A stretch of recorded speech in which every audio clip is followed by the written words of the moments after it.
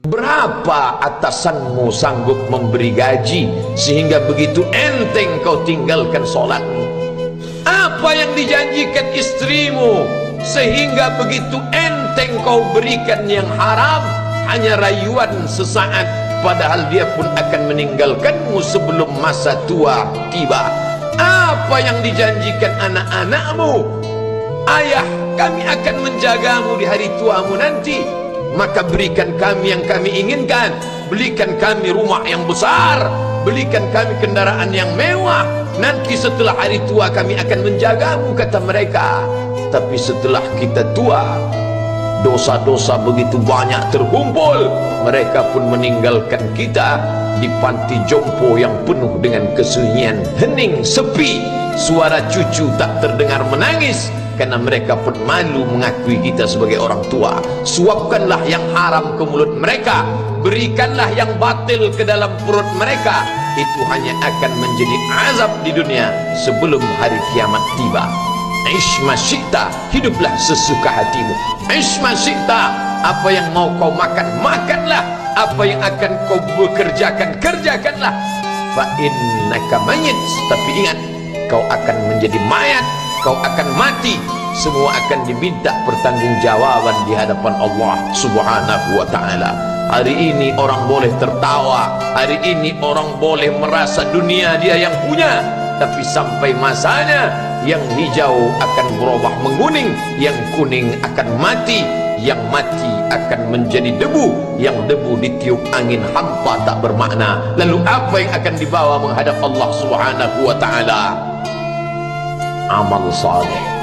Kalau pernahlah mulut itu membaca sepotong dua potong ayat sebelum berangkat bekerja, kalau sempatlah masuk ke kamar mandi mengambil air wudhu, solat sunat duha sebelum berangkat bekerja, kalau sempatlah ketika duduk dalam suasana santai membuka iPad lalu dibuka Quran digital sambil melihat beberapa ayat merenungkan maknanya mengingat mati, kalau sempatlah mulut mengucapkan subhanallah wa bihamdihi subhanallahil azim, kalau sempatlah anak istri dibawa ke masjid iktikaf mendengarkan pengajian, kalau sempatlah beberapa persen dari pendapatan itu dilimpahkan ke rumah anak yatim panti jompo masjid, kalau sempatlah beberapa meter tanah dibeli untuk pembebasan mendirikan rumah Allah, kalau sempat memberikan beberapa karpet untuk rumah yang selalu ditinggalkan, kalau sempatlah membelikan beberapa kilo beras untuk yatim piatu dan panti jompo,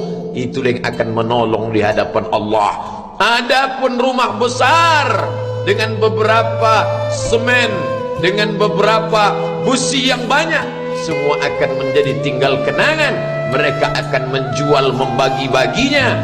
Tanah yang dulu harganya semeter 100.000 sekarang sudah menjadi 5 juta. Mereka akan bagi-bagi itu semua kepada ahli waris. Lalu kita hanya membawa 3 helai kain tipis yang tidak berjahit, dan itu semua menjadi milik orang. Kalau dulu mereka kita didik dengan pendidikan yang baik, di tengah malam mereka bangun menetes air matanya, lalu dia berdoa, Rabbighfirli wa liwalidayya warhamhuma kama rabbayani shaghira, seperti tetesan embun di tengah gurun Sahara yang panas.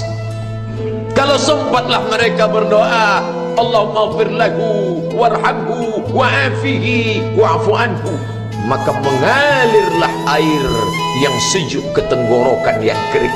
Kalau sempatlah mereka membeli makanan, diundangnya anak yatim, diusapnya kepala, ya Allah, terimalah sedekahku ini untuk almarhum ayahku, almarhumah bundaku. Aku tak dapat membalas budi baik mereka, ya Allah, mereka sudah mendahului aku.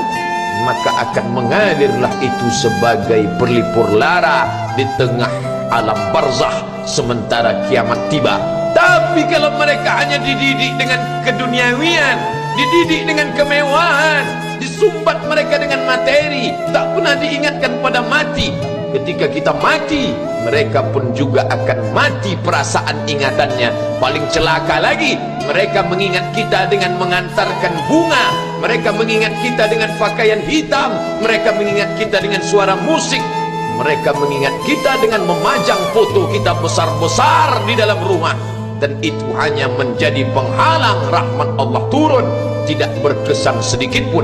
Mereka sedang menyangka kalau dinyanyikanlah lagu kesenangan kita, terobat rindu hatinya. Kalau dipajangnya foto kita, dilingkarkannya karangan bunga, puas rindunya. Padahal itu tidak membuat pengaruh apapun kepada kita di alam barzah. Maka sayang, buatlah sayang yang mengingatkan sesudah mati. Kalau rindu, buatlah kerinduan yang membuat dia akan tetap mengalir sebagai satu amal sesudah kematian. Idza matal insan, kalau manusia mati, inqata'a, dulu rajin membaca Quran, berhenti. Dulu rajin salat tahajud, berhenti. Dulu rajin menghatamkan segala yang baik-baik, berhenti. Tapi ada yang tetap mengalir. Di antara yang mengalir itu adalah sedekatun jariyah. Sempat membelikan beberapa bungkus nasi, nampak orang tua di panti jompo menyuap nasi itu, menggeletar tangan mereka karena usia lanjut, menetes air mata. Kita bukan sedang melihat orang tua, kita bukan sedang melihat orang lain. Saat itu kita sedang melihat potret diri kita 30 tahun yang akan datang. Di mana aku 30 tahun akan datang? Surga, kenikmatan yang luar biasa, tapi dia tidak akan dimasuki oleh orang yang biasa-biasa. Solat biasa, baca Quran biasa, zikir biasa, untuk mendapatkan yang luar biasa, maka itu bukan perimbangan ibadah yang fair. Hanya dengan solat wajib biasa, hanya dengan baca Quran biasa, hanya dengan zikir biasa, hanya dengan sedekah biasa, berharap akan masuk ke dalam surga yang luar biasa, maka sungguh bukan suatu perimbangan.